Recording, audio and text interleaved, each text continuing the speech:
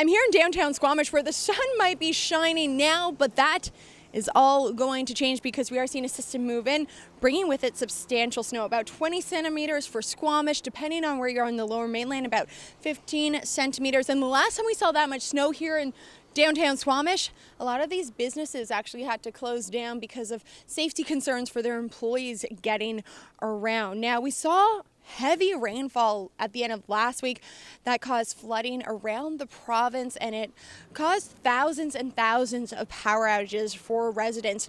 BC Hydro has been working around the clock to get power restored in those areas, but now they're preparing for this next system to move in, and we had a chance to speak with them to find out how they are getting ready for the snowstorm. Operations team, we are gearing up for potentially another major snowstorm here, so we do have crews that are ready to respond if we do start to see some outages occur from damage caused by the snow.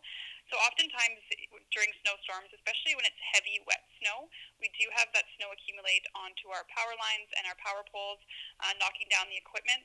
Also, we see trees as well. They get weighed down by that extra weight from the snow, and then they can fall onto our equipment as well, causing additional power outages. So certainly something we're prepared for. Now, of course, BC Hydro is prepared, but they also want to make sure that residents are prepared and are warning everyone that we've been seeing quite a few winter storms right now that have caused quite a few outages, so it's very important to have an emergency kit on hand. Make sure you have batteries, flashlights, canned food, water in case you do lose power, and they do recommend having enough supplies to last you up to 3 days.